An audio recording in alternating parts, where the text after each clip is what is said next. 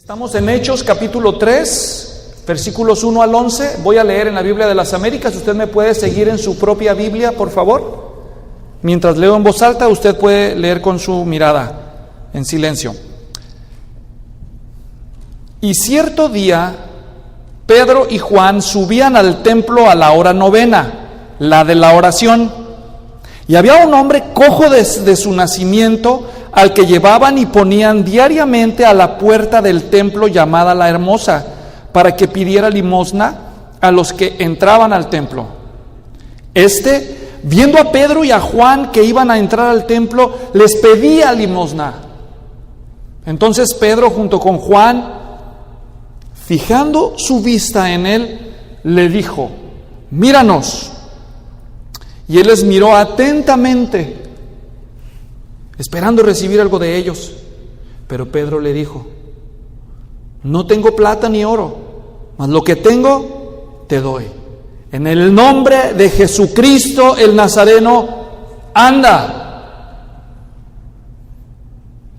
Y haciéndolo de la mano derecha, lo levantó, y al instante sus pies y tobillos cobraron fuerza, y de un salto se puso en pie y andaba.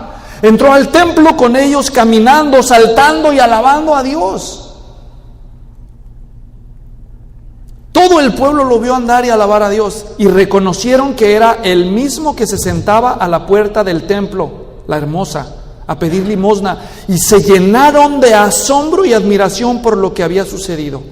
Y estando él asido de Pedro y de Juan, todo el pueblo, lleno de asombro, corrió al pórtico llamado de Salomón, donde ellos estaban. Oremos. Padre de nuestro Señor Jesucristo, gracias por esta escritura, por esta historia hermosa que nos abre un nuevo capítulo en el progreso del Evangelio en la historia bíblica. Hoy, Señor, yo te pido que tu Espíritu nos abra los ojos del corazón y del entendimiento para que podamos nosotros ver las maravillas de tu palabra, Señor. Por favor, te rogamos que la forma en que hemos llegado a este lugar sea transformada para que al salir de aquí podamos nosotros vivir una vida llena de fe, de la seguridad de que tú estás avanzando tus propósitos alrededor del mundo, incluyendo nuestro lugar y usándonos a pesar de las limitaciones. Oro, Señor, para que me des la capacidad para que a través del hablar tú impactes los corazones, los inspires y los ayudes. En el nombre de Jesucristo, amén. El título del mensaje de hoy es la expansión de la iglesia, la expansión local de la iglesia. Esta enseñanza es parte de la serie que acabamos de empezar en el último estudio que he titulado La Iglesia. Todo el año hemos venido conociendo el resumen de la historia de la Biblia.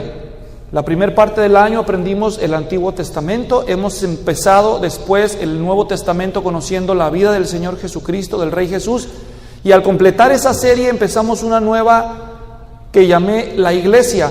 Es una serie donde estamos aprendiendo nosotros cómo nace y se expande el cristianismo después de que Cristo se va al cielo. En la primera enseñanza de esta serie, nosotros aprendimos que en el libro de los Hechos, en el versículo 8, se resume la forma en que el cristianismo se expandió por el mundo antiguo.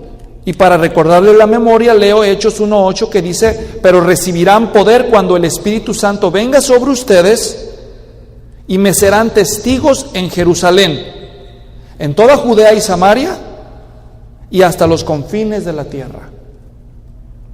Esto significa que en el libro de los Hechos se nos da de forma resumida la manera en que el cristianismo, después de que Cristo fue al cielo, se empezó a penetrar la comunidad y se fue expandiendo en círculos concéntricos, desde la ciudad de Jerusalén, donde el Espíritu Santo desciende, Hechos capítulo 2, y después vamos a ver desde Hechos capítulo 2 hasta Hechos capítulo 7, cómo la ciudad de Jerusalén, la capital de los judíos, se llena del Evangelio. Posteriormente, en el capítulo 8, vamos a ver cómo brinca de Jerusalén a toda la región de Judea y después a la región que seguía de Samaria, y luego del capítulo 13 hasta el final del libro de los Hechos vamos a ver cómo el Evangelio empieza a regarse por los países, por las naciones de alrededor. Hoy nos toca ver cómo se expandió el cristianismo a nivel local y vamos a aprender algunos principios para que comprendamos la forma en que Dios empieza a invadir una ciudad con su palabra, porque Él quiere hacer lo mismo en nuestra ciudad. ¿No lo creen? Así como lo ha hecho en otras, Él quiere seguirlo haciendo. Hoy vamos a aprender en la historia, 3 capítulos vamos a abarcar en la enseñanza de hoy, desde el capítulo 3 de Hechos hasta el capítulo 6. Y vamos a ver cómo el cristianismo se expande en la ciudad de Jerusalén a pesar de la oposición, a pesar de los peligros. Y vamos a ver cómo el Evangelio empieza a correr a pesar de los peligros que vinieron de afuera contra el Evangelio. Y en la segunda parte del mensaje vamos a ver cómo el Evangelio se expande también a pesar de los peligros que se levantaron desde adentro de la iglesia. Hubo cosas que quisieron obstaculizar, estorbar el progreso de la palabra por fuera y también por dentro, pero el Evangelio y la palabra de Dios se impone, y con la sabiduría que Dios le da a los apóstoles, guiados por el Espíritu Santo, ellos persisten en proclamar la palabra a pesar de los obstáculos.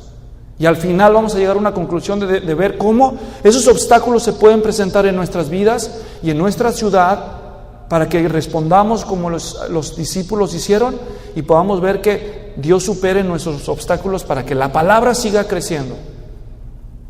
Amén. ¿Estamos listos? Muy bien. Entonces, hemos visto ya la historia con la que comienza Hechos capítulo 3. Y vamos recordándonos dónde nos quedamos la última vez. En la última enseñanza vimos cómo nace la iglesia. ¿Se acuerdan? Que ellos estaban orando con la expectativa de que iba a venir el Espíritu Santo que Jesús les había prometido, y finalmente el día de Pentecostés llega el Espíritu Santo. Ellos son llenos del Espíritu Santo y Pedro se levanta y predica un sermón poderoso, y Jesucristo, nuestro Señor, convierte a 3,000 varones, y muchos de ellos, y todos ellos fueron bautizados, y la iglesia empieza a congregarse en el templo y por las casas. ¿Están ahí conmigo? Quiero darles un poco más de contexto. Recuerden que la ciudad de Jerusalén era la única ciudad judía donde había templo. Era diferente como es en los días modernos. En la antigüedad, en la religión judía, Dios permitió construir un solo templo. Los demás centros de reunión regados por las diferentes ciudades se llamaban sinagogas y no eran lo mismo que el templo. El templo era un edificio que abarcaba un área equivalente a unas 3 cuadras de tamaño de lo que nosotros conocemos. Digamos que el área de 2 de esas 3 cuadras eran puros patios rodeados por bardas altas. A los patios se le llamaban atrios. El patio de más afuera se llamaba atrio de los gentiles, y cualquier hombre o mujer de raza no judío que se convertía a la religión del judaísmo tenía permiso de venir a adorar al Dios de los judíos solamente hasta ese patio exterior. En ese patio fue donde se pusieron los que cambiaban las monedas y los que vendían animales. Ese lugar donde Jesucristo volcó las mesas, recuerdan algunos de ustedes, en el patio de los gentiles. Después había un muro alrededor y había otro patio interior que se llamaba el atrio de las mujeres, donde las mujeres judías podían entrar, más allá que los gentiles, por una puerta llamada la Hermosa, y adoraban a Dios ahí. Y luego también los varones podían entrar. Y luego había un tercer muro concéntrico, por así decirlo, que era donde solamente podían entrar los sacerdotes y levitas, y allá adentro estaba el altar donde se ofrecían sacrificios, y el santuario, que era un edificio alto donde el sacerdote, el sumo sacerdote, el sacerdote más importante, entraba a presentar sacrificios, donde había instrumental consagrado a Dios, como el arca del pacto, que era un cofre como de estas dimensiones, y también había una lámpara llamada candelabro con siete brazos hacia arriba. Y había otra mesa donde se ponían unos panes, y es todo un objeto de estudio, es enseñanza. Pero solamente les estoy recordando cómo funcionaba el templo. Era el gran templo de Jerusalén que el rey Herodes había construido. En esos muros que rodeaban los diferentes patios no eran solo paredes, sino que eran salones. Y había salones donde ahí se podían los judíos juntar y recibir enseñanza, y algunos de esos salones los usaban de bodega los sacerdotes para guardar las cosas del templo. También había algunas áreas de esos muros que eran solamente techo, no tenían salones, y la gente se congregaba bajo esas sombras y los maestros predicaban, y a veces se les llama pórticos. Los pórticos eran como techos en unas partes de esa muralla donde la gente se juntaba por cientos o hasta miles, porque había una gran explanada de patio adentro, y los maestros se paraban en alguno de los escalones superiores y hablaban. Eso lo hizo Jesús muchas veces cuando fue al templo. ¿Me están siguiendo? Entre los judíos había una costumbre de orar 3 veces al día. A las 9 de la mañana era el primer tiempo de oración, a las 12 del día era el segundo tiempo de oración, y a las 3 de la tarde era el tercer momento de oración al día, que todo judío piadoso aprovechaba para orar a Dios. Aquí se nos presenta la historia que Pedro y Juan, dice el versículo 1, subían al templo. ¿Por qué dice que subían al templo? Porque el templo estaba colocado sobre la cima de un monte que había en la ciudad de Jerusalén. El monte se llamaba el monte Moriah. Y allí en la loma de ese cerro se construyó el templo. El templo estaba hecho de mármol blanco, y entonces estando sobre una colina, el templo se veía a lo lejos. En un buen día soleado, el blanco del mármol brillaba, reflejaba y hasta encandilaba. Era una estructura muy bonita. Se tardó más de 40 años el rey Herodes en completárselas a los hebreos. Era imponente. Miles de personas cabían en el templo. Y Jesús, con sus apóstoles, gastó la última semana de su vida enseñando en el templo muchas instrucciones que están registradas en los evangelios. Ahora Jesús se ha ido al cielo. Los apóstoles recibieron el Espíritu Santo, predicaron, y ya hay cristianos por toda la ciudad empezando su nueva fe en Jesús. Pero ellos siguen orando. Así que Pedro y Juan van al templo ese día a las 3 de la tarde. Y dice el relato que cuando ellos iban a la oración, había un cojo desde su nacimiento. Un cojo de nacimiento al que llevaban y ponían diariamente a la puerta del templo llamada La Hermosa, para que pidiera limosna a los que entraban al templo. Fíjense, aquí hay algo que quizás usted no alcanza a captar, pero debe tomar en cuenta. Este lugar que se nos acaba de mencionar aquí fue visitado por Jesús varias veces. Ese lugar, como ya expliqué, fue donde Jesús volcó las mesas. ¿Están captando? Quiere decir que ese hombre conoció a Jesús. Probablemente ese hombre estuvo ahí, como lo solía llevar su familia o sus amigos, no nos dicen quién. Allí en esa puerta llamada La Hermosa, que era un portal muy grande y decorado. Esa puerta dividía el atrio de las mujeres del atrio de los gentiles, y a los lados estaban las mesas de los cambistas con los animales. Quiere decir que ese hombre de segurito conoció a Jesús en persona. ¿Me están siguiendo? Lo que tienen que entender es que ese hombre había conocido a Jesús y Jesús no lo curó. ¿Captan el punto? ¿Por qué sigue siendo cojo si conoció a Jesús y estuvo ahí el día de las enseñanzas? Esto ya de entrada nos da a nosotros una lección. Jesús no sanó a todos los enfermos. ¿Se dan cuenta? Por aquí se le escapó uno. Jesús estuvo en ese lugar. Ese hombre seguro miró a Jesús y miró a Jesús hacer milagros por otros, pero a él no le tocó. Para algunos de ustedes que se preguntan, ¿por qué no me ha curado el Señor a mí? Bueno, el Señor tiene su tiempo para cumplir su voluntad en cada persona a su tiempo. Aquí todavía no lo curó. Decidió dejarlo así por otra temporada para después hacer algo a través de él. ¿Se dan cuenta? Ustedes lo acaban de escuchar, ya lo leí. Él va a terminar siendo curado. Pero seguramente el hombre ha de haber pensado, pues no dicen que Jesús es tan bueno, ¿por qué no me curó a mí? Como algunos de ustedes a veces se preguntan, ¿por qué si yo ya conozco al Señor, yo lo he visto obrar en otros, ¿por qué conmigo todavía no obra ese milagro? Ya le dio la residencia allá y hasta la ciudadanía a aquel otro, y yo aquí todavía esperando. Ya le curó a aquel y ya sanó a este otro, y yo todavía enfermo. Ya sacó, ya le dio trabajo allá a mi compadre, y acá y hasta tiene negocio, y yo ni estampillas alcanzo, ¿no? Sí, hay algunos que se les alarga la prueba y su fe es puesta a prueba. El Señor tendrá su tiempo y su obra en cada uno, y a algunos de nosotros nos tocará sufrir de más de tiempo del que hubiéramos querido. Van los apóstoles y entrando, dice el hombre que él, viendo a Pedro y a Juan que iban a entrar al templo, les pedía ¿qué? Limosna. No dice que les pidió, dice que les pedía. Hay una diferencia en el verbo. Pedía significa que lo hizo muchas veces. Una limonita. ¡Ey, usted, dé una limonita, por favor! ¡Ey, una limonita! ¡Ey, limosna, por favor! Entonces, dice, una limonita o una limosnita. Entonces, Pedro, junto con Juan, fijando su vista en él, versículo 4, le dijo, ¡míranos! ¿Por qué le diría míranos? Si les dice míranos, quiere decir que no los estaba mirando a ellos. Probablemente les estaba mirando los bolsillos. ¿Traerán muchos billetes? ¿Traerán monedas? ¿O en la mano traerán algo? A ver qué me dan. ¿Te has fijado que mucha gente va a los templos y a las iglesias con esa actitud? A ver qué le dan, a ver quién los ayuda. Es el pan de cada día, todas las iglesias como la nuestra, que algún domingo llega alguien, la gente se emociona y dicen, hoy nos acompaña una familia nueva.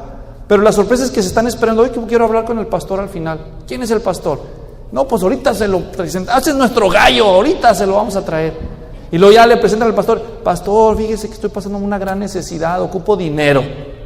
Para eso viene mucha gente a la iglesia, a pedir ayuda. Ahora, hay diferentes tipos de pastores y de siervos de Dios y de cristianos. Unos que presumen de la prosperidad y la andan buscando, y otros del club de Pedro. ¿Cuál es ese club, pastor? Él dice, versículo 6, no tengo plata ni oro. No tengo plata ni oro. Fíjense que hoy en día hay muchas iglesias donde aseguran que el cristiano no debe de ser pobre. Quiere decir que en esas iglesias no le darían membresía al apóstol Pedro, porque no traía plata ni oro, ni para una medallita de bronce le alcanzó. No tenía, pero tenía algo más valioso. Tenía a Cristo, tenía el Evangelio. Y entonces dice que él le dijo, no tengo plata ni oro. O sea, Pedro no le está diciendo, pobre de mí, soy un apóstol pobre. No está diciendo eso. Lo está poniendo en perspectiva. Le está diciendo, mira, dinero no esperes de mí. Dinero no esperes de mí. Una vez un hombre vino y me dijo, pastor, necesito que me ayude porque me van a sacar de la casa si no pago la renta hoy. Y estábamos en una oficina que yo tenía en aquel tiempo. Y le dije, la verdad, no tenemos un puerquito, un banquito, una alcancía para darle dinero a la gente que nos pide, le dije yo al Señor. No, pero qué buenos son para pedirnos el diezmo, ¿verdad? Así me dijo, yo ni lo conocía. Qué buenos son para sacarnos el diezmo, pero cuando uno ocupa no le dan nada, ¿verdad? Así me dijo, y dije, ándale. Hasta mi regañada me tocó. Digo, bueno, usted de perdida me recibió, porque acá el cura de la San Bernards ni siquiera eso me quiso dar, ni siquiera me recibió. Y yo lo estaba escuchando y veía que él tenía esa insistencia de que le ayudara. Le dije, no, fíjate que no tenemos para estarle ayudando a la gente. Pues aunque sea, déjeme trabajar, deme trabajo. No, pues yo no tengo para darle trabajo. Quizás podría hacer unas llamadas y preguntarle a alguien si, aunque sea, le dejan lavar su carro o algo. Pero necesito que me dé usted referencias de usted, porque habrá de comprender, hay mucha gente abusiva que puede ir de iglesia en iglesia sacando dinero. Me ofende, me dijo. Bueno, pues si anda buscando trabajo le pedirían referencias, así que no creo que tendrá que ofenderse si yo le pido que me dé unas referencias para llamar yo y preguntarle a los que le conocen si usted es quien dice ser. No, qué vergüenza, que sepan que ando pidiendo caridad. Dice, no, hombre, no le voy a dar ninguna, me dijo. Le dije, entonces lo siento, no le puedo ayudar. Sí, hay gente que espera ayuda financiera, pero los apóstoles recordaban la orden de Jesús. Ustedes me van a ser testigos, ustedes van a hablar de mí, ustedes van a dar mi mensaje. No los enriqueció para darle a la gente, aunque eran generosos cada vez que podían, como vamos a ver más adelante.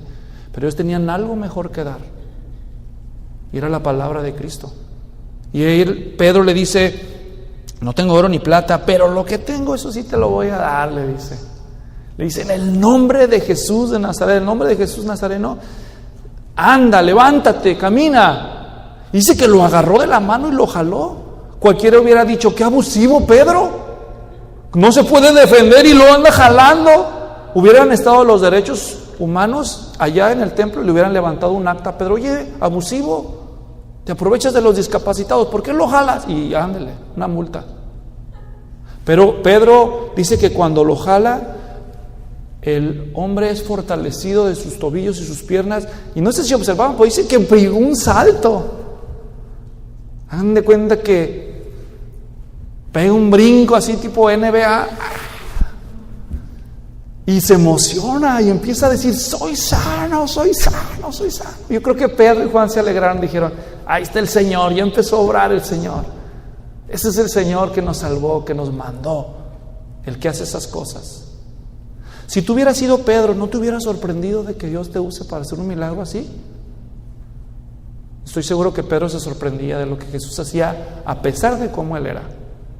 Y dice la historia que el hombre estaba celebrando y ellos siguieron su camino. Observaron, porque de la puerta hermosa ellos siguen caminando y llegan al pórtico de Salomón, que era otra área del templo. Y cuando el hombre reacciona, toda la gente: ¡hey! ¡El cojo! No puede ser el cojo, porque el cojo es cojo y este anda caminando. Se disfrazó del cojo. No, sí es. Y la gente se empieza a conmocionar. ¿Cómo lo hiciste? ¿Quién te curó? Y él dice: me curó. ¿Y dónde están? Y los ve por allá y se va corriendo.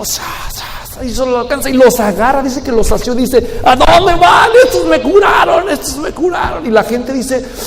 La gente se conmociona. Imagínense, todos lo conocían. Era cojo de nacimiento. Ni modo que...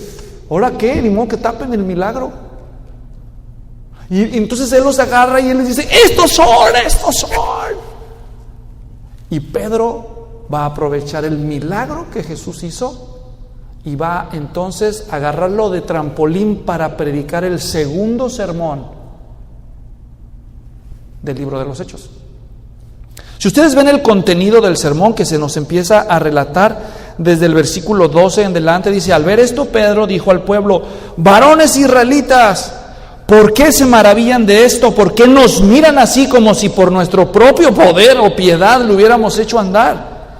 El Dios de Abraham, de Isaac y de Jacob, el Dios de nuestros padres, ha glorificado a su siervo Jesús, al que ustedes entregaron y repudiaron en presencia de Pilato, cuando éste se había resuelto ponerle en libertad. Imagínense, Pedro agarra la oportunidad por el milagro que Cristo hizo y les empieza a predicar. Se juntó una multitud y Pedro se para y dice: a ver, momentito, nosotros no hicimos el milagro. El Dios que ustedes han adorado, que sus padres han adorado por generaciones, el Dios de Abraham, de Isaac y de Jacob, Él nos dio a su Hijo Jesucristo. Ese mismo Jesucristo que ustedes mataron. Pedro era valiente, no se tentaba el corazón para recordarles lo que habían hecho con Jesús, ¿verdad?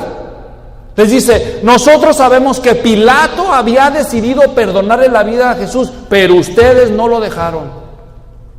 Y sigue diciendo ahí en el versículo 14: ustedes repudiaron al santo y al justo y pidieron que se les diera un asesino, y le dieron muerte al autor de la vida, al que Dios resucitó de entre los muertos, de lo cual nosotros somos testigos.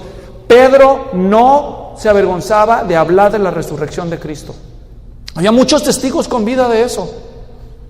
Y agrega, versículos 16: por la fe en su nombre, es el nombre de Jesús lo que ha fortalecido a este hombre, a quien ven y conocen.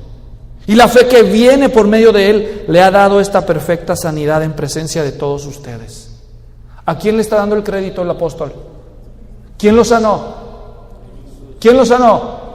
Jesucristo. Él dice claramente: ese Jesucristo es el que lo sanó. Nosotros no lo hicimos. Jesucristo lo sanó. Ese Jesús que ustedes mataron y que el Padre Dios resucitó de los muertos. Y dice en el versículo 18, pero Dios, bueno, el 17, y ahora hermanos, yo sé que obraron por ignorancia lo mismo que sus gobernantes. Ustedes lo mataron por ignorantes, no conocen al Señor. 18, pero Dios ha cumplido así lo que anunció de antemano por boca de todos los profetas, que su Cristo había de padecer. Por tanto, escuchen todos. Ahora Pedro les va a hacer un reclamo, una demanda. Les va a pedir algo, les va a decir, por lo tanto, arrepiéntanse y conviértanse. Arrepiéntanse y conviértanse, para que sus pecados sean borrados. En el capítulo 2, versículo 38, Pedro dijo, arrepentíos y bautícese cada uno en el nombre de Jesucristo para perdón de pecados y recibirán el regalo del Espíritu Santo. Aquí ya no menciona bautismo. El bautismo no salva, el bautismo es la expresión de la fe. Aquí dice, arrepiéntanse y conviértanse. ¿Se dan cuenta? Así dice el versículo 19, sus pecados serán borrados a fin de que tiempos de refrigerio vengan de la presencia del Señor. Y Él envía a Jesús el Cristo designado de antemano para ustedes. Y el sermón sigue, pero ¿cuál es el tema del sermón de Pedro? ¿Cuál es el tema del sermón? Cristo. ¿Cuál es la aplicación del sermón? Arrepiéntanse y conviértanse. ¿Ustedes creen que los judíos se consideraban creyentes? ¿Qué piensan ustedes? ¿Dónde estaban? ¿Dónde pasó esto? ¿Dónde? En el templo. Sí, seguro que todos los judíos creían que eran creyentes y que estaban bien con Dios. Hasta eran de los mejorcitos, porque ¿en dónde estaban? En el templo, no estaban en el estadio, ¿verdad? Estaban supuestamente adorando, pero Pedro les dice a ellos, arrepiéntanse y conviértanse. Como algunos de los que están aquí probablemente piensan que son buena gente, pero si no se arrepienten y se convierten a Cristo debidamente, aunque vengan a la congregación, todos necesitamos arrepentirnos y convertirnos a Cristo. Ese es el tema de Pedro. Ahora veamos los resultados del testimonio de los apóstoles. De la vuelta, vamos al capítulo 4. Mientras ellos hablaban al pueblo, se les echaron encima los sacerdotes, el capitán de la guardia del templo y los saduceos, indignados porque enseñaban al pueblo y anunciaban, dice, en Jesús la resurrección de entre los muertos. Les echaron mano, los pusieron en la cárcel hasta el día siguiente, pues ya era tarde. La ley judía decía que después de las 6 de la tarde ya no se podía celebrar un juicio, porque ya se había acabado el día y había empezado la noche. Quiere decir que desde las 3 de la tarde, cuando ellos iban a la oración y el cojo fue sanado, el sermón y todo eso, pasaron como 3 horas hasta que los sacerdotes dijeron, hey, hay un alboroto, hay un tumulto ahí en el templo, y salieron, había un grupo de levitas que servían de guardia para proteger el templo y los sacerdotes.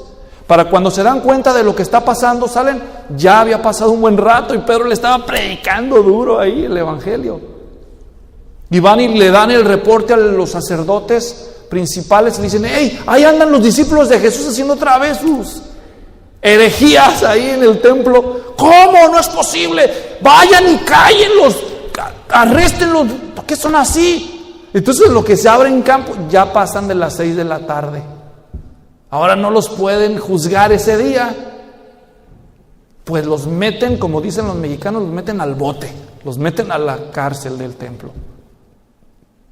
Fíjense bien lo que estamos viendo aquí. La forma en que el evangelio empieza a crecer a nivel local fue, en primer lugar, por el testimonio valiente de los apóstoles que aprovechaban las obras que Dios hacía para testificar.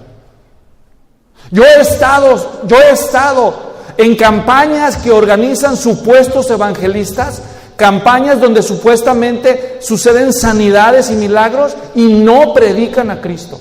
Yo he estado ahí, a mí nadie me ha contado.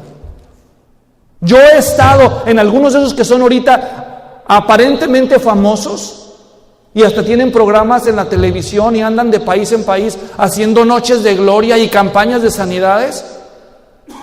Y no predican a Cristo. Yo digo lo que yo veo. Yo lo vi. A mí no me contaron. Yo estuve ahí con mi esposa.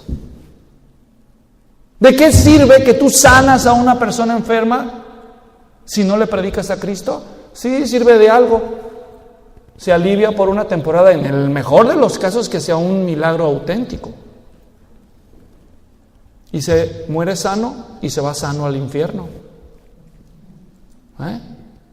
¿Qué dijo Cristo a los discípulos? Cuando venga el Espíritu sobre ustedes, obrarán milagros. ¿Eso dijo Jesús? No, dijo, serán testigos.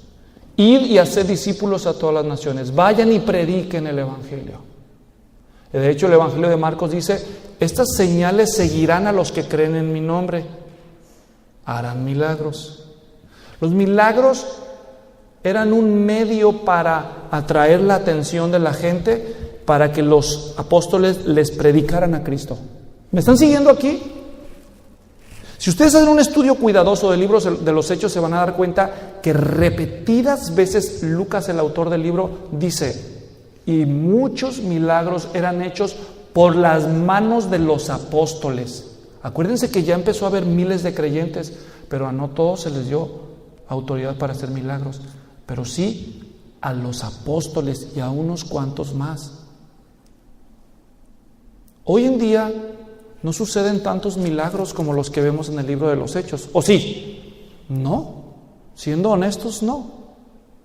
Pero Dios nos ha dado otro tipo de obras. A los apóstoles Dios les dio obras milagrosas para captar la atención y predicar a Cristo.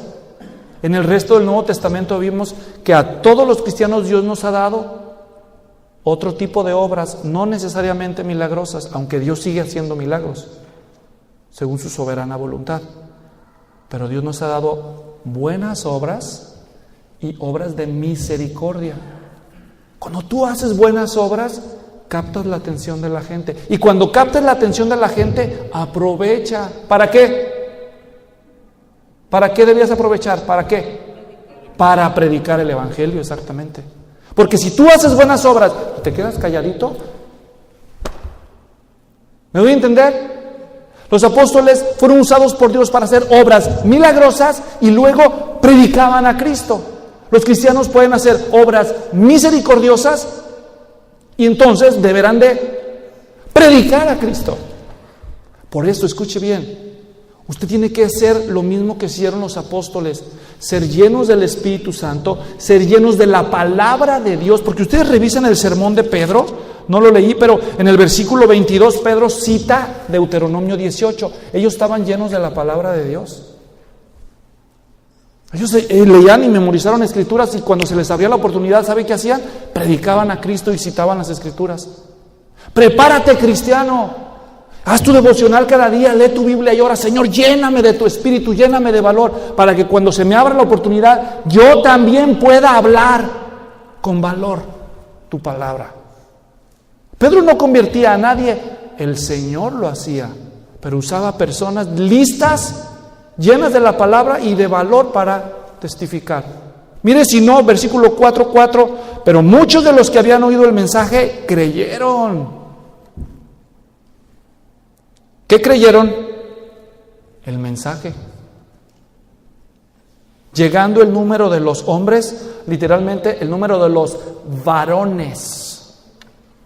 El número de los varones que se convirtieron ahora sube a 5,000. Dos resultados de la predicación del Evangelio. Número 1, oposición. Cuando tú te conviertas en cristiano, empieza a hablar de Cristo y vas a ver lo que va a pasar. Vas a ver lo que va a pasar con algunos de tus parientes, a lo mejor hasta con tu propia mamá. A ver, ¿qué traes tú? A ver, ¿con qué andas tú? Ah, con que esas tenemos, Te cambiaste de religión. Ya te lavaron el cerebro. No. Mucho cuidado con que me vengas aquí con tus aleluyas, Empieza a haber oposición. Tus compañeros con los que antes hacías relajo y tú empiezas a tratar de vivir para la gloria de Dios. Ahora llegas tú a la hora del lonche y ahora dices, permítanme, le voy a dar gracias a Dios por mis alimentos. Entonces, ¿qué? ¿Desde cuándo? Hoy, compa.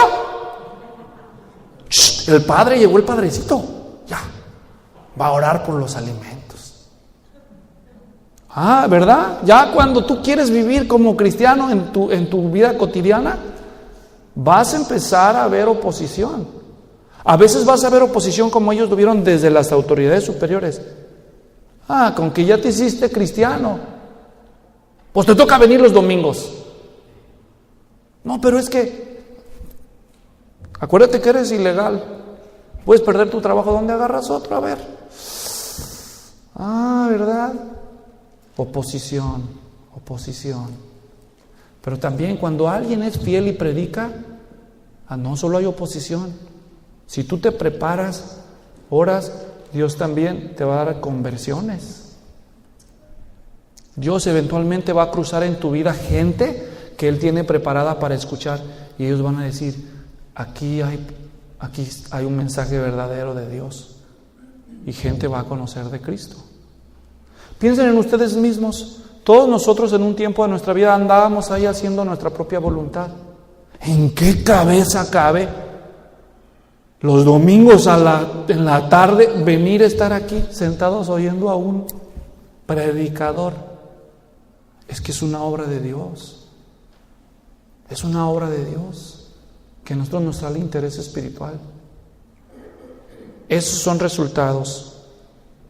Entonces, pues los meten a la cárcel, se tienen que pasar toda la noche ahí, y al día siguiente dice el relato que los sacan, los interrogan.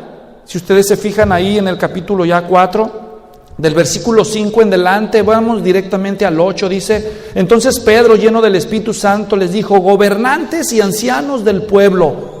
Fíjese bien, Dios usa a Pedro para hacer un milagro, y Pedro aprovecha el milagro ¿para qué? Para predicar. Eso resulta en conversiones, pero también en oposición. Lo meten a la cárcel, y cuando lo mandan sacar y lo están interrogando, entonces le dan la palabra, y Pedro va a aprovechar para volver a predicarles ahora a las autoridades. Vean el 12. Él les está hablando a los gobernantes. Desde el 10, sepan todos ustedes y todo el pueblo de Israel que en el nombre de Jesucristo, el Nazareno, a quien ustedes crucificaron, fíjense cómo se lo refriega en la cara. Ustedes lo crucificaron, Dios lo resucitó de entre los muertos. Por Él, este hombre se halla aquí sano delante de ustedes. Imagínense, todos conocían al ex cojo, ¿verdad? Pues sí es. Órale, Caifás, dile tú algo. Tú dile a Anás. No, pues. Y entonces dice el versículo 12: en ningún otro hay salvación, porque no hay otro nombre bajo el cielo dado a los hombres en el cual podamos ser salvos. Dice: en ningún otro hay salvación. No hay salvación en Buda, no hay salvación en Mahoma, no hay salvación en la Virgen, no hay salvación en los santos ni en los apóstoles. En ningún otro hay salvación. En ningún otro hay salvación. No hay otro nombre dado a los hombres desde el cielo en que podamos ser salvos. No hay otro, solo hay uno, Jesucristo. ¿Lo tomas o lo dejas? Pedro ahí está hablándole a los que mataron a Jesús. Este es un atrevido. Se llenan de furia los gobernantes y le dicen: cállenlo. Y lo amenazan. Dice, ustedes siguen con el relato, por favor, fíjense en el versículo 18. Cuando los llaman, para empezar, los gobernantes dicen: sáquenlos de aquí. Se enojan los gobernantes. ¿Qué vamos a hacer? Y están discutiendo: ¿qué hacemos? ¿Qué hacemos? No los podían matar porque no cometieron ningún delito. ¿Qué delito? ¿Sobre qué excusa los podían castigar? No podían. Así que los mandan traer de regreso. Y en el versículo 18 dice que cuando los llamaron, les ordenaron no hablar ni enseñar en el nombre de Jesús. ¡Se me callan, apostolitos! Conste que les estamos advirtiendo, más les vale que se callen, porque me están haciendo enojar. Yo no sé cómo se las plantearon los sacerdotes. Ahora escuchen la respuesta de Pedro, 19. Mas Pedro y Juan, respondiendo, Pedro y Juan les dijeron: ustedes mismos juzguen si es justo delante de Dios obedecer a ustedes antes que a Dios. Sigues con eso y te voy a desheredar, te puede decir tu mamá, ahora que quieres ser cristiano. Sigues con eso y te divorcio. Sigues con eso y te despido. Bájale a tus fanaticadas cristianas. Pedro y Juan responden: juzguen ustedes si es justo delante de Dios obedecerlos a ustedes antes que a Dios. Debemos obedecer las autoridades, dice la Escritura, pero cuando la autoridad quiere imponerte que hagas lo que Dios te manda, con todo respeto decir: no puedo hacer lo que usted me dice. No es justo. Dice el versículo 21, y ellos, después de amenazarlos otra vez, los dejaron ir. Les dijeron: mira, Juan y Pedro, ya estuvo. Conste que te lo advierto, conste que te lo advierto. Te lo advierto. Más les vale que se callen. Hubo uno por ahí que anduvo como ustedes y se murió. Más les vale que se callen. Conste que te lo advertí. Órale. No vas a ver, compita, con esa ya. Con esa ya los vamos a escarmentar. No los escarmentaron.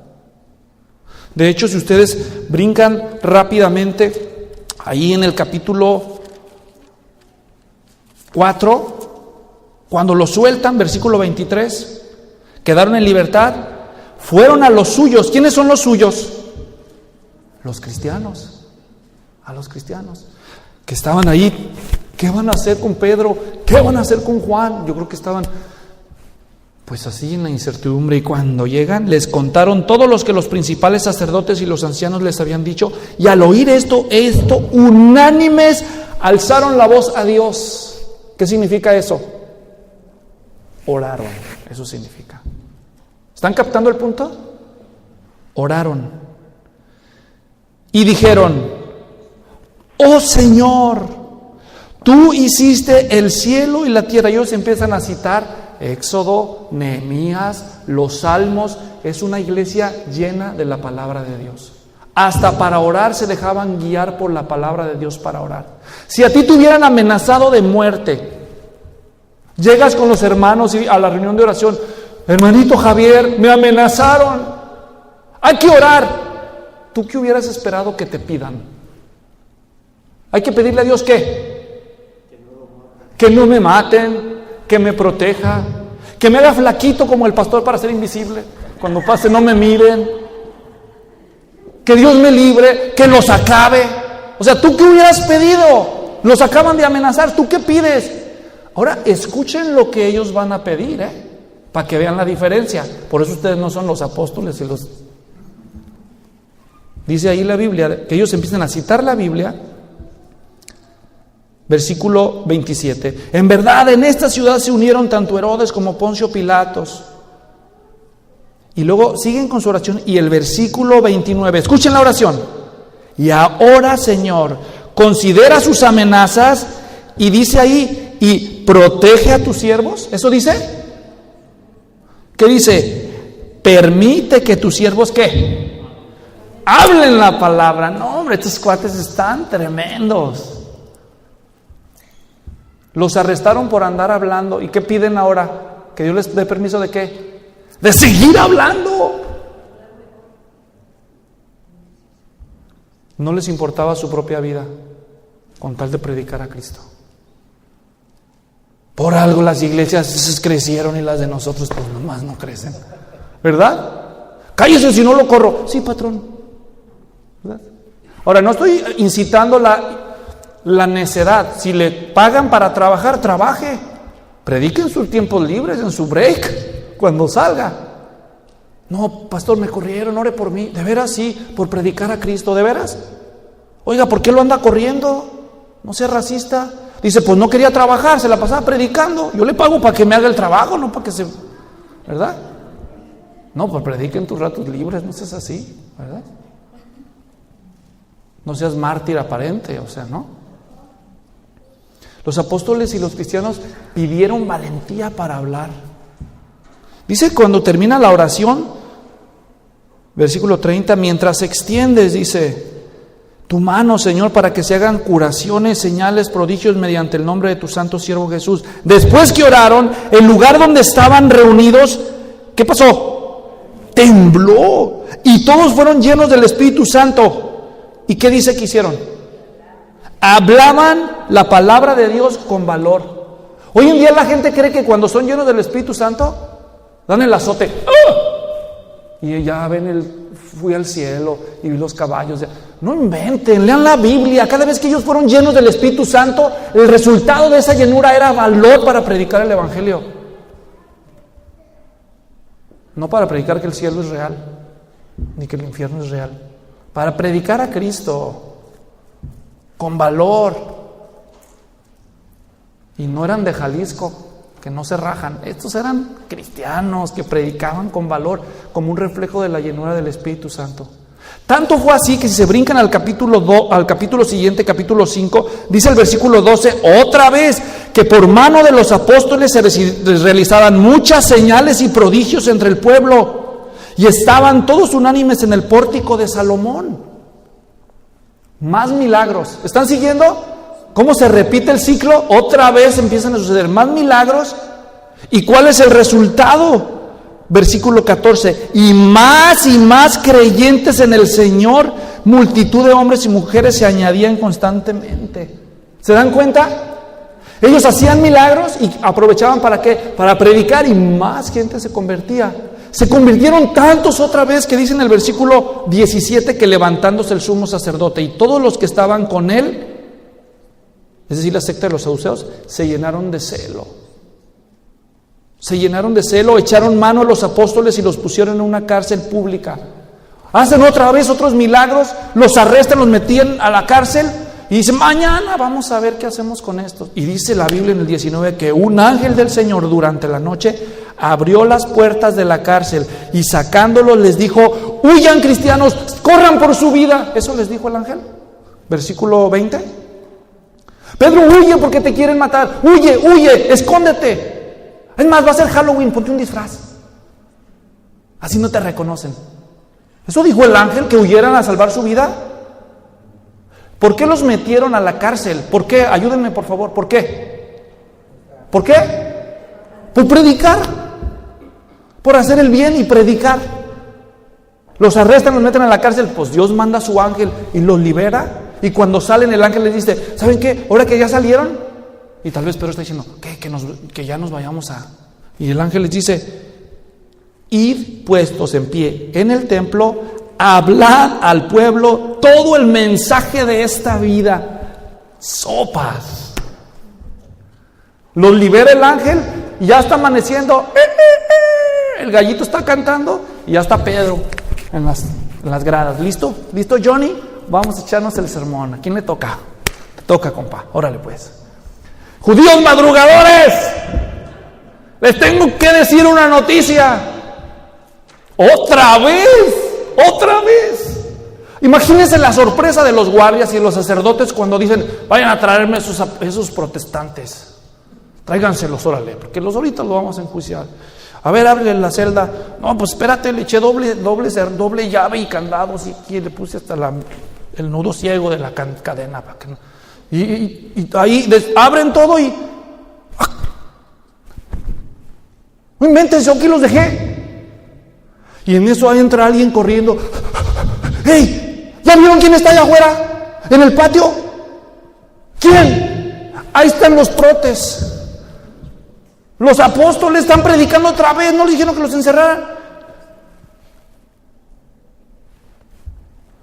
¿No hubieras huido tú mejor? Y si no, ¿sabes qué? Ya van 3 amenazas que me dan.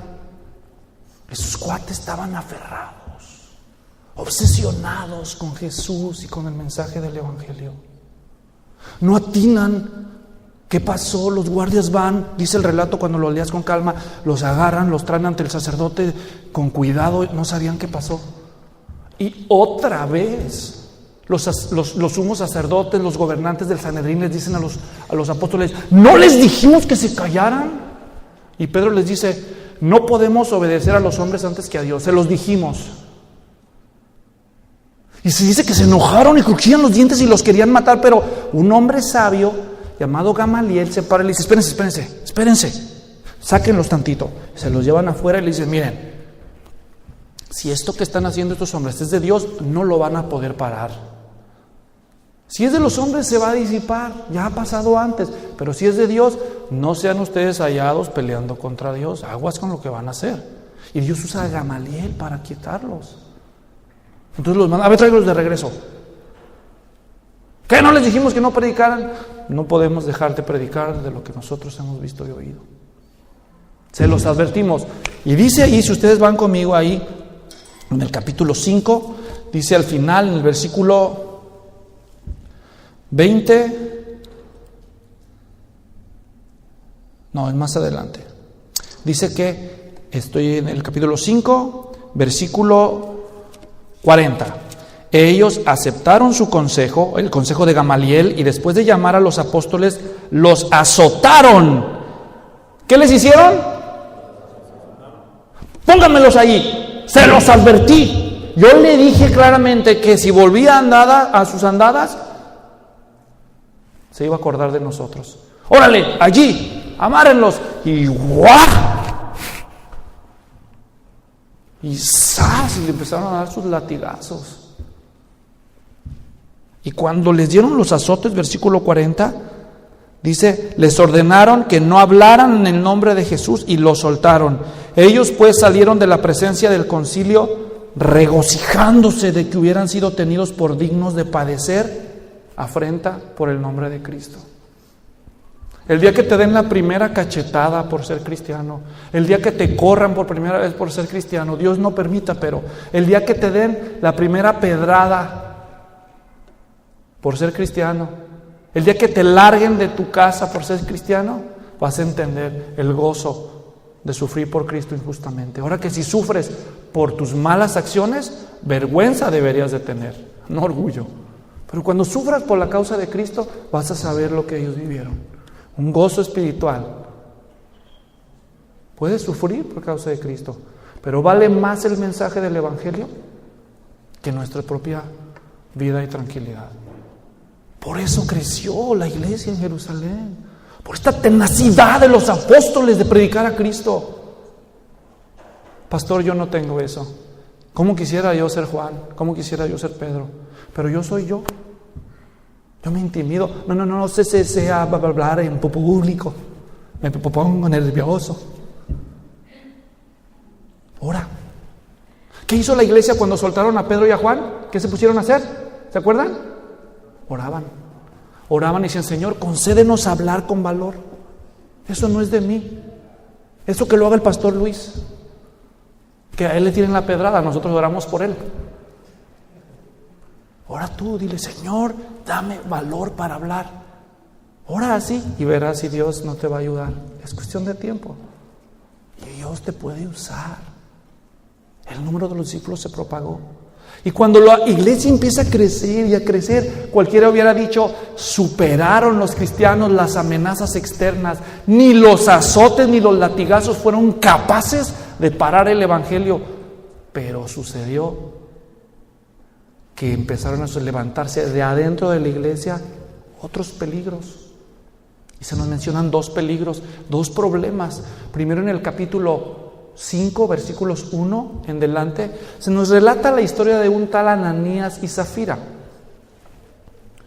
Y por causa del tiempo voy a describirlo rápidamente. Ananías y Zafira eran un matrimonio cristiano. ¡Qué bonita familia! Resulta que en los últimos versículos del capítulo 4 se nos narra de un hombre llamado Bernabé, que era rico y que vende parte de sus propiedades y la regala para ayudar a los necesitados de la iglesia. Y eso impacta a la iglesia y otros siguen el ejemplo. Entonces Ananías y Zafira dicen: oye, mi amor, nosotros también tenemos un terrenito, hay que venderlo para darlo allá a la iglesia. Y ella dice: sí, ¿verdad? Y lo venden y les dan cierta cantidad, digamos que les dan 100,000. Y ya cuando tienen el billete en la mano, dice el relato que ellos dicen: ay, como que es mucho, ¿no? Hay que dar nada más la mitad, al cabo nadie sabe cuánto lo vendimos. Pues sí, ¿qué tiene? Hay que dar la mitad. No había ningún problema, nadie los forzó, ni ellos sabían, ni ellos tenían que decir. Pero ahí van a llevar la ofrenda, Hechos 5. Y dicen los primeros versículos, versículos 2 y 3, dice que Ananías llega, no sé cómo llegó, tal vez con bombo y platillo, diciendo: ¡ay, qué ofrendota traigo para dar! Y tú diciendo: ya, le ganó a Bernabé, porque Bernabé dio mucho, pero mira nomás qué ofrendota está dando. Sí, ay, hermano Ananías, qué generoso es usted. Ay, nomás, hermano. Ay, humildemente. ¿Y de dónde sacó eso? No, vendí una propiedad, es todo lo que me dieron. Y él estaba en eso cuando dice que el apóstol Pedro dice: a ver, y el Espíritu Santo le dice a Pedro: aguas. Dice: a ver, Ananías, espérame, como que hoy ese dinero es todo lo que te dieron por la propiedad. Todo, Pedro, es todo. Hasta los taxes. Bueno, eso ya es de mi cosecha, ¿no? Es todo. Y dice que le dice Pedro: ¿por qué llenó Satanás tu corazón? Para mentir contra el Espíritu Santo, diciendo que eso es todo lo que te dieron por la propiedad. ¿Qué? ¿No era tuyo el dinero? ¿Nadie te lo pidió? Por haber mentido al Espíritu Santo. Allí por la puerta van entrando los jóvenes que te van a sacar. Y dice que en ese momento expiró Ananías, disciplinado por el Señor. La amenaza ya no vino de afuera, ahora viene de una aparente espiritualidad por parte de algunos miembros. Un disimulo de espiritualidad. Sí, aquí está. Mentiroso. Se lo llevan a enterrar. Al cabo de un rato, 1 o 2 horas, dice que ahí venían los jóvenes ya medio cansados, porque la costumbre judía era enterrarlos el mismo día de su fallecimiento. Y van entrando, y en eso entra Zafira González. Perdona a los González, Zafira, ¿okay? La esposa de que no había llegado cuando dejó la ofrenda. Conociendo a Zafira, seguro que iba enojada ya con Ananías. Desdichado, dio la ofrenda y yo no estaba, como para qué. Entonces llega Zafira y le dice: pero a ver, Ananías, Zafira, qué bueno que llegaste, hermana Zafira, véngase para acá. Oye, hermana, aquí hace rato su esposo vino a traer una ofrenda, dijo que era todo lo que le dieron por el terreno. ¿Es verdad eso? Sí, hermano, es todo lo que nos dieron. No nos dé las gracias, así que queda entre el Señor y nosotros. Y dice Pedro: mira Zafira, ahí en la puerta van entrando los jóvenes que enterraron a tu marido por mentiroso, y también te van a enterrar a ti. Y que le da el síncope y ¡zas! Dice la Biblia que cuando eso pasó, toda la iglesia se llenó de terror. Cuando la iglesia crece sanamente, se deben de quitar las hipocresías. Si Dios usara ese criterio hoy para mantener pura su iglesia, tendríamos funerales más seguidos. Yo no me daría abasto. Quizás hasta ustedes tendrían que enterrar al pastor. Dios no permita. ¿Qué tal si Dios quiere hacer crecer la iglesia, pero debemos tener cuidado de no convertirnos en un obstáculo para el evangelio? No solo eso, el otro obstáculo que se nos describe que sale de adentro de la iglesia en el capítulo 6, dice que como la iglesia empieza a crecer, empieza a haber más necesidades. Y había muchas viudas. Había personas que habían venido de otros países, se convierten en el día de Pentecostés. ¿Recuerdan que se les predica en sus propios dialectos? Entonces hablaban arameo, que era el idioma de ahí, pero hablaban también el idioma de su lugar de origen. Y a veces no captaban bien los avisos. Se colectaban fondos para darle de comer a las viudas pobres, y luego el aviso lo daban en arameo, que era el idioma de ahí.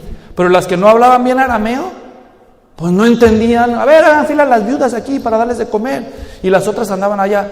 Oh, what did he say? I don't know. We'll wait for a little longer. Y ahí andaban ellas acá en la guaguara. Y ya cuando decían: oh, I'm hungry. Oh, hermanito Pedro, ya tengo hambre. A ver, lunch for me. No, pues ya se acabó, hermana. Yo les dije hace 1 hora. Ya andaban ahí en la... Pero why? This is racism. Y entonces dice que las viudas de lengua griega se empezaron a enojar porque la distribución no era pareja. Había un problema cultural. Entonces empiezan a enojar y empiezan a decir: los apóstoles son racistas, le dan de comer primero a las hebreas, pero a las griegas ahí nos dejan para el último, no nos toca nada. Así no era Cristo. Y se empieza a hacer el mitote. Dice el capítulo 6, para terminar, en el versículo 2: entonces los 12 apóstoles convocaron a la congregación de los discípulos y dijeron: no es conveniente que nosotros descuidemos la palabra de Dios para servir mesas. Por tanto, hermanos, escojan de entre ustedes 7 hombres de buena reputación, llenos del Espíritu Santo y de sabiduría, a quienes podamos encargar esta tarea. Y nosotros nos entregaremos a la oración y al ministerio de la palabra. Y los apóstoles dicen: miren, cristianos, escúchenme bien, necesitamos que nos ayuden con este relajo que se traen. Hay una prioridad en el ministerio de la iglesia, especialmente en el ministerio de los líderes. Esa prioridad se llama predicar el evangelio, y predicar y orar. Si nos metemos nosotros a estar haciendo todos esos asuntos de ministerio, de distribuciones, vamos a descuidar lo más importante. ¿Qué es lo más importante? Orar y sobre todo predicar. Así que, por favor, organícense, busquen personas llenas del Espíritu Santo, llenas de sabiduría, que se encarguen de la distribución para que nosotros sigamos predicando la palabra. Escuchen, iglesia, ustedes pueden convertirse en el obstáculo del evangelio. A mí nadie me visita. Estuve enfermo y nadie me fue a orar, ni el pastor. Para eso le pagamos y ni siquiera eso hace bien. Y empieza la iglesia a tener necesidades. Nomás eran 12 apóstoles y hay miles de personas. Y las necesidades son reales. Pero se tuvieron que levantar personas voluntarias llenas de Cristo para ocuparse del ministerio de la iglesia, para que los líderes siguieran predicando el evangelio. Y eso es lo que ustedes tienen que hacer. Para que algunos de nosotros sigamos predicando la palabra. Pero si no quieren, bueno, yo también puedo cortar el pasto. Y lo hago como con algunos de ustedes. Y lavar los baños. Y hacer todo lo que cualquiera de nosotros puede hacer. Y deberíamos estar listos para hacer. Pero si yo me descuido y los pocos que enseñan se descuidan, la iglesia fracasa. Porque nuestra misión, ¿cuál es? Predicar el evangelio. ¿Comprenden? Por eso, iglesia, levántate y sigan sirviendo al Señor. Sigan ofrendando, sigan dando de su tiempo. No les saquen cuando les digan: hay una oportunidad, necesitamos apoyo para que hagan servicio. Porque no se preocupen, si nadie de ustedes se ofrece, nosotros lo vamos a hacer, mi esposa y yo lo hacemos. No lo digo para presumir, es simplemente un hecho, hay que hacer cosas y las hacemos. Y no andamos ahí con mantos de víctima. Ay, aquí no es cierto, porque ustedes son una iglesia padre, una iglesia fácil de servir, porque muchos de ustedes sirven, pero deben seguir haciéndolo y aún más. Porque queremos que el evangelio llegue a mucha más gente. Hay personas que tú amas, que son tus familiares y están en otro país o en otra ciudad. Y tú oras y dices: Señor, manda a alguien a mi ser amado que le predique el evangelio. Pues honra tu oración, facilitando que aquí le prediquemos el evangelio a los que nos rodean, para que Dios también mande allá donde están los tuyos a alguien que haga eso allá. Porque quizás allá hay alguien que está orando por sus parientes de acá y nosotros somos la respuesta. ¿Captan el punto? Pero la iglesia debe predicar y orar. Y la iglesia atiende el ministerio práctico para que los que han recibido el don y el encargo de predicar lo hagan como lo deben de hacer. Que la hipocresía no nos desvíe, que la distracción del ministerio no nos desvíe de la proclamación del evangelio. Y entonces, gradualmente, el evangelio hará su trabajo. Dijo un hombre: tú no tienes que defender a un león, tú nomás suéltalo. No tienes que defender a un león, tú nomás suéltalo y verás que se defiende solito. El león es la palabra de Dios, amados. Nomás suéltala y va a hacer su trabajo. Pero si no soltamos, si no proclamamos la palabra de Dios, pues el león está amarrado. Dios expandió el evangelio a nivel local en Jerusalén por la persistente predicación del evangelio, a pesar de la oposición y a pesar de las distracciones de un lado y de otro. Y la palabra creció. Creció al punto que llegó un momento en que la palabra de Dios se hizo irresistible. Y uno de los servidores, de los diáconos que fueron elegidos para la distribución de la comida entre las viudas, fue Esteban. Y él se va a convertir en el primer mártir de la iglesia. Pero ese es el tema del próximo mensaje. Oremos. Señor,